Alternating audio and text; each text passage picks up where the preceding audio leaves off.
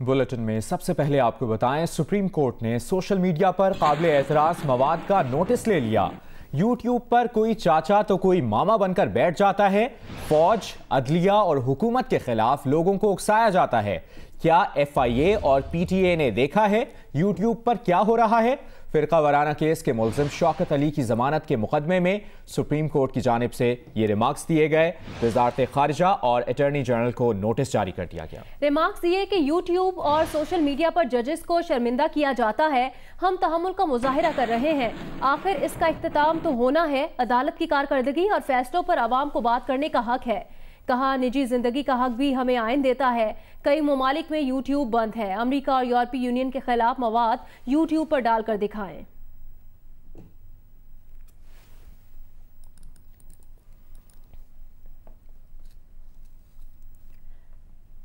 भारतीय जासूस कुलभूषण जाधव की सजा से मुतालिक आलमी अदालत इंसाफ के फैसले पर अमल दरामद का मामला।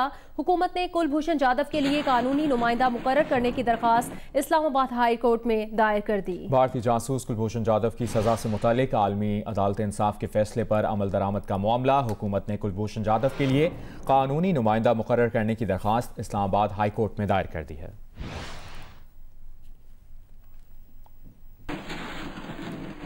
अभी खबर दें आपको कागान से, जहां पर पसंद की शादी के ख्वाहिशमंद लड़के और लड़की को कत्ल कर दिया गया।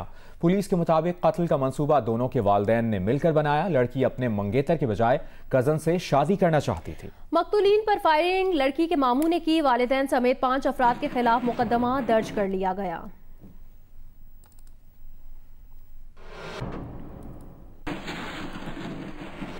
खबरों के सिलसिले को आगे बढ़ाएं, आपको बताएं, वजीर science and technology Fawad Chaudhry की पेशगोई गलत साबित हो गई। पाकिस्तान में ईद उल अजहा हफ्ता 1 अगस्त को मनाई जाएगी। मुफ्ती मुनीबुर रहमान ने गुज़श्ता रोज पाकिस्तान के किसी भी इलाके से चांद की रुयत न मिलने के बायस कल 23 जुलाई जुमेरात को 1 ज़िलहज और हफ्ता 1 अगस्त को ईद उल अजहा होने का ऐलान किया है।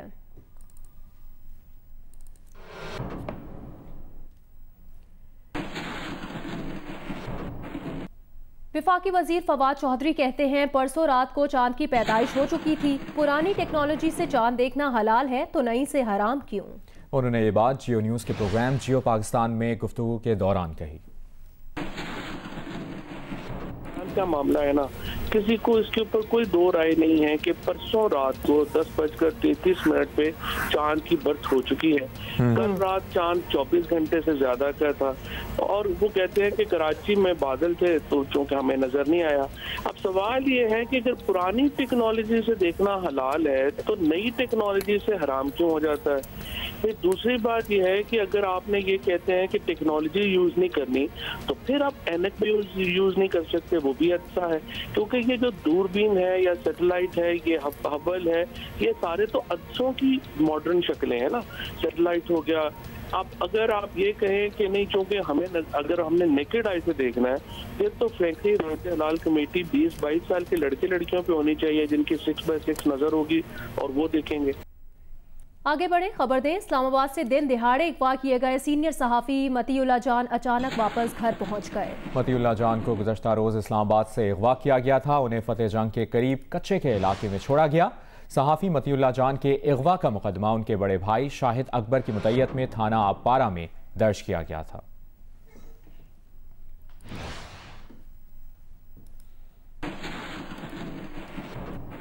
इस्लामाबाद हाई कोर्ट ने सहाफ़ी मतीउल्लाह जान की बाजियाबी और मुकदमा दर्ज हो जाने पर केस निपटा दिया। समाअत के दौरान चीफ जस्टिस अतर मिनल्ला ने पुलिस पर बरहमी का इजहार किया। उन्होंने रिमार्क्स दिए कि दिन दिहाड़े जिस तरह सहाफ़ी को उठाया गया, सब इदारे तबाह हो चुके हैं। किसी की इतनी हिम्मत कैसे हो गई कि वो पुलिस की वर्दियों में आकर बंदा उठा ले? इस्लामाबाद पुलिस कहाँ थी? दारुल हुकूमत में ऐसे कैसे हो गया? कानून की हुक्मरानी नहीं होगी तो यहाँ कुछ भी नहीं होगा। वाक़े की CCTV वीडियो मौजूद है। ये पुलिस के साथ वफाकी हुकूमत के लिए भी टेस्ट केस है। सहाफ़ियों के खिलाफ जराइम का खात्मा हो जाना चाहिए। अदालत ने पुलिस को अगवाकारों के खिलाफ कानून के मुताबिक कार्रवाई की हिदायत भी की। दूसरी जानिब DIG ऑपरेशंस इस्लामाबाद का कहना है कि शफाफ तहकीकात के बाद हक़ाइक़ सामने आएंगे। SSP सिटी इस मामले को देख रहे हैं। एक टीम तश्कील दे दी गई है जो मतीउल्लाह केस की तहकीकात करेगी।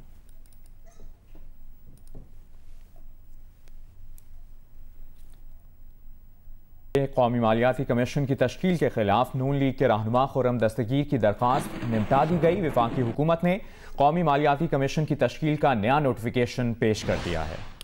अटॉर्नी जनरल ने बताया कि जिस नोटिफिकेशन को चैलेंज किया गया वो हुकूमत ने वापस ले लिया था। हुकूमत ने अब नया नोटिफिकेशन जारी कर दिया है। ओवैस यूसुफजई ने हमें ज्वाइन किया है, उनसे मजीद बात करेंगे। जी ओवैस। जी देखिए, जो नून लीग के रहनुमा है इंजीनियर खुर्रम दस्तगीर, उन्होंने कौमी मालियाती कमीशन की तश्कील के खिलाफ इस्लामाबाद हाई कोर्ट से रजू कर रखा था। आज अटॉर्नी जनरल अदालत के सामने पेश हुए और उन्होंने एक नया नोटिफिकेशन अदालत में पेश किया। उन्होंने कहा कि पहला नोटिफिकेशन गैर मौसर हो गया है, अब ये नया नोटिफिकेशन ऑन फील्ड है।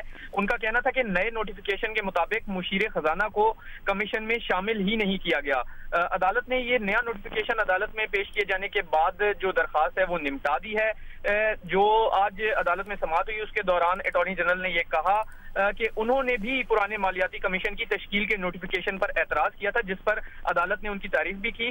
जस्टिस मियां गुल हसन औरंगजेब ने कहा कि हर अटॉर्नी जनरल इस तरह की बात नहीं करता। बैरिस्टर मोहसिन शाहनवाज रांझा का यह कहना था कि हमारी ये कामयाबी है कि हुकूमत को हमने आइन के तहत काम करने पर मजबूर किया। जी बहुत शुक्रिया आपका ओवैस यूसुफजई।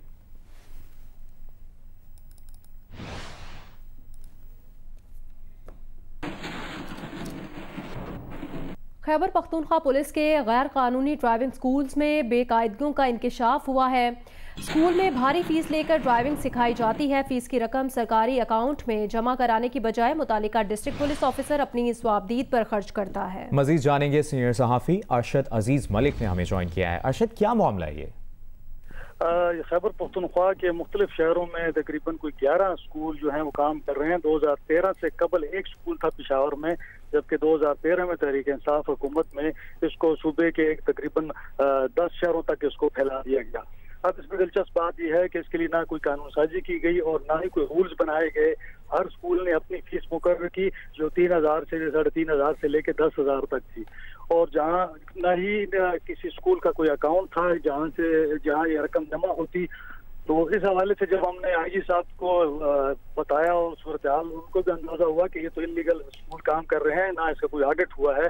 तो उन्होंने फौरी तौर पर इन तमाम स्कूलों को बंद करने के अहकाम जारी किए हैं और तहकीकात का भी हुक्म दे दिया है। साथ में इसका ऑडिट करवाने का भी फैसला किया गया है। जी बहुत शुक्रिया अरशद अजीज मलिक, आपने अपडेट किया।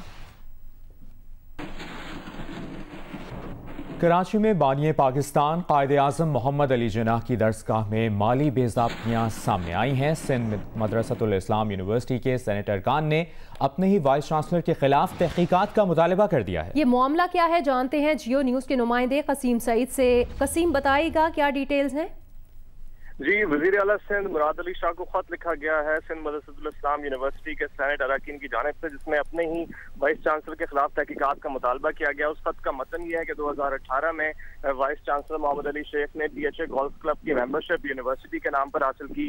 उसकी जो रकूम की अदायगी की गई वो तलबा फंड से की गई, लेकिन इस मेंबरशिप को जाती इस्तेमाल में और अहल खाना के इस्तेमाल में रखा गया, ये इल्जाम लगाया गया है सेनेट अरकान की जानिब से।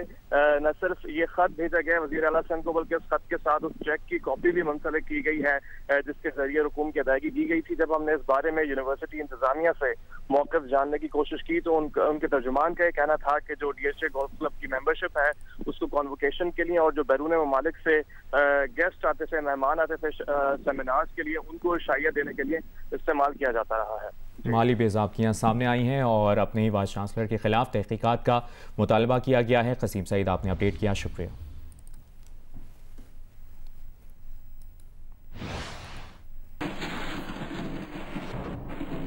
गुजरांवाला में कोरोना ड्यूटी देने वाले रजाकारों की तनख्वाहों पर मुबैना तौर पर माफिया की नजर है।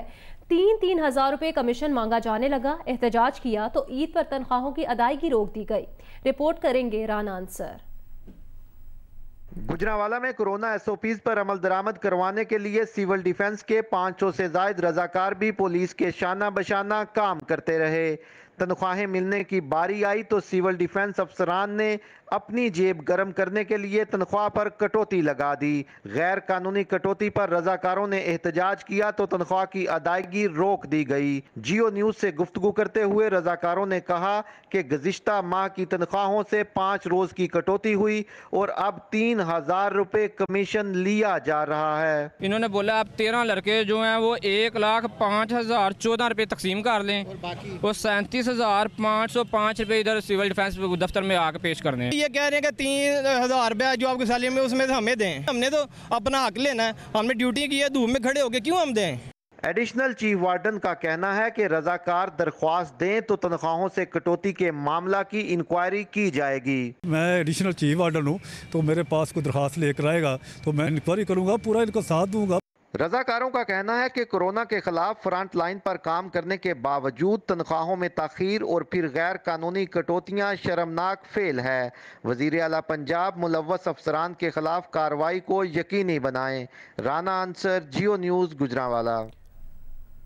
अब ये खबर है जेहलम से। जेहलम में 2 ड्राइवर्स की शर्त से लाखों रुपए का नुकसान हो गया। बरसाती नाले से गुजरने की शर्त ज़रूरत से ज़्यादा खुद एतमाद ड्राइवर को ले डूबी। जेहलम के नवाही इलाके लंगरपुर में 2 ट्रैक्टर ट्रॉली ड्राइवर्स ने शर्त लगाकर ज़ेरे-आब पुल क्रॉस करने की कोशिश की। ड्राइवर की बेवकूफ़ी से लाखों की ट्रैक्टर ट्रॉली बरसाती पानी में बह गई।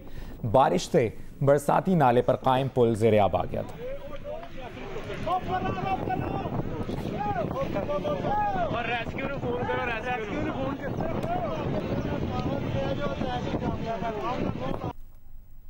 पंजाब काबीना की जानिब से वजीर आला पंजाब सरदार उस्मान बुज़दार की क़यादत पर मुकम्मल एतमाद का ऐलान।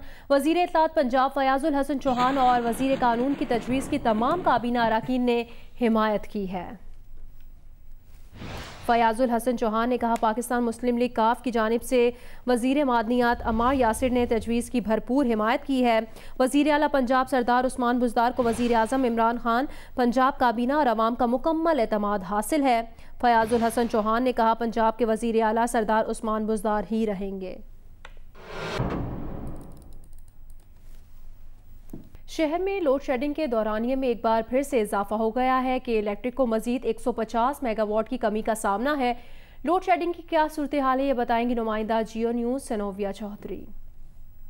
कराची के बहुत से ऐसे इलाके हैं जो कि मुतासरा हैं, जिनमें मलीर है, कोरंगी है, गुलिस्तान जौहर है, गुलशन इकबाल है, ओल्ड सिटी एरिया है, औरंगी टाउन है। ये तमाम वो इलाके हैं जहां पर लोड शेडिंग का दौरानिया जो है वो तकरीबन 10 से 12 घंटे तक पहुंच चुका है। रोज़ाना जो है वो अपडेट कर रहे हैं और तर्जुमान के इलेक्ट्रिक की जानिब से ये बताया गया है कि इलेक्ट्रिक को मुख्तलिफ जो निजी IPs हैं वहाँ से 150 मेगावाट बिजली की कमी का सामना है, जिसके बाद जो है वो अब मज़ीद लोड शेडिंग के दौरानिये में इजाफा हो गया है। वो इलाके जहां पर 8 से 10 घंटे की लोड शेडिंग हो रही थी, अब वहां पर 12 से 14 घंटे की लोड शेडिंग हो रही है। और जो मुस्तस्ना इलाके थे वहां पर भी लोड शेडिंग का दौरानिया तकरीबन 5 घंटे तक पहुंच चुका है।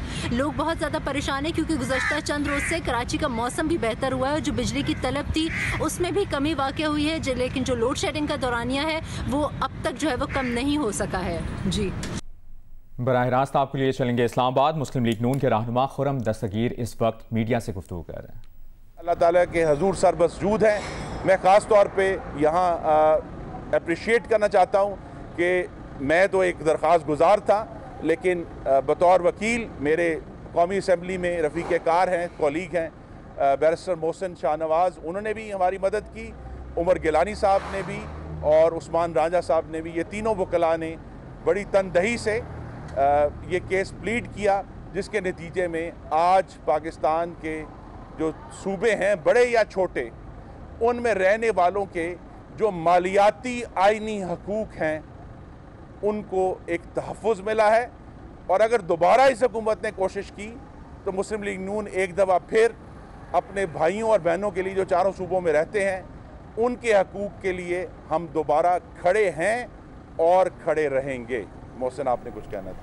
मुस्लिम लीग नून के रहनुमा खुरम दस्तगीर मीडिया से गुफ्तगू।